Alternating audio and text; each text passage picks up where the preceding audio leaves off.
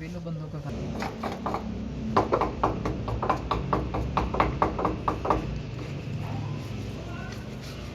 कितनी मिट्टी पड़ी है। थोड़ी नहीं है, नहीं बच के आगे को नहीं, इसलिए दूर दूर भागता है।